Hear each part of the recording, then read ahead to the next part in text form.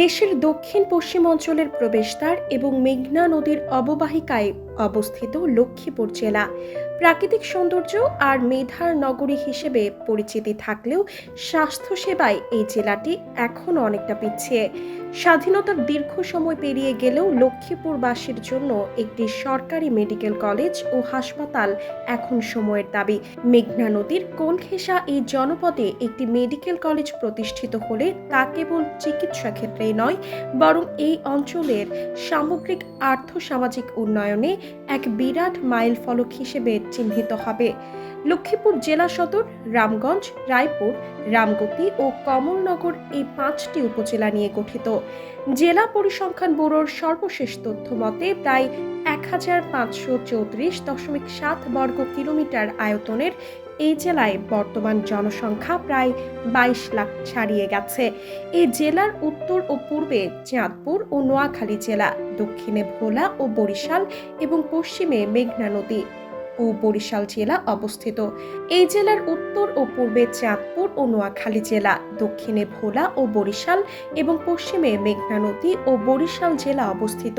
বিশেষ করে রামগতি ও কমলনগর উপজেলার বিশাল একটি অংশ নদী বেষ্টিত হওয়ায় উন্নত চিকিৎসার জন্য এখানকার মানুষকে কয়েকশো কিলোমিটার পাড়ি দিতে ঢাকা বা কুমিল্লায় যেতে হয়।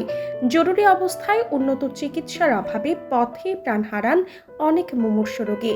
মেঘনা নদীর ভাঙন কবলিত লক্ষ্মীপুর জেলা দীর্ঘদিন ধরে উন্নয়নের মূল স্রোতধারা থেকে কিছুটা পিছিয়ে। নদী ভাঙনের ফলে প্রতি বছর হাজার হাজার মানুষ ভিটে মাটি হারিয়ে নিঃস্ব হচ্ছে।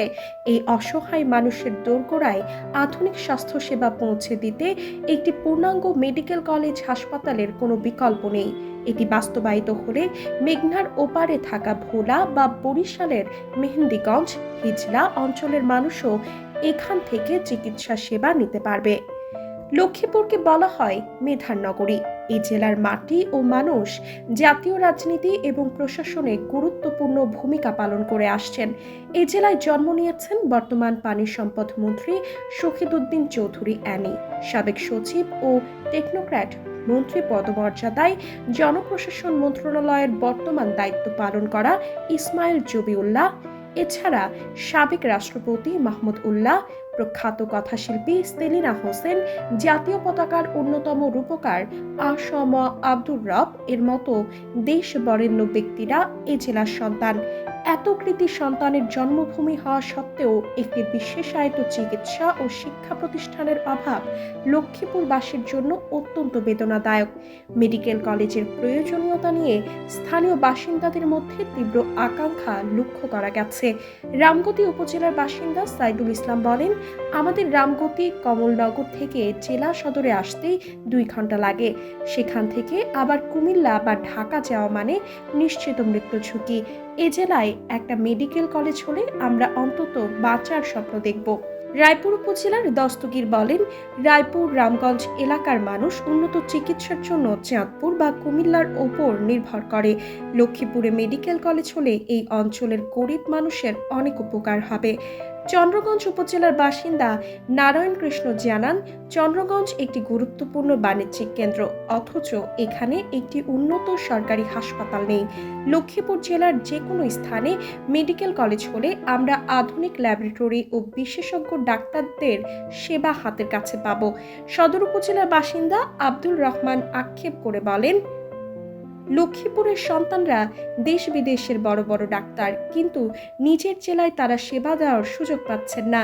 সরকার যদি একটি মেডিকেল কলেজ অনুমোদন দেয় তবে এটি হবে আমাদের জন্য স্বাধীনতার পর শ্রেষ্ঠ উপহার। লক্ষ্মীপুর জেলাটি কেবল একটি প্রশাসনিক অঞ্চল নয়, এটি উপকূলীয় অঞ্চলের অর্থনীতির প্রাণকেন্দ্র। বিপুল জনসংখ্যা, ভৌগোলিক গুরুত্ব এবং মানুষের স্বাস্থ্য নিরাপত্তার কথা বিবেচনা করে প্রস্তাবিত লক্ষ্মীপুর মেডিকেল কলেজ হাসপাতাল দ্রুত অনুমোদন দেওয়া এখন সময়ের দাবি।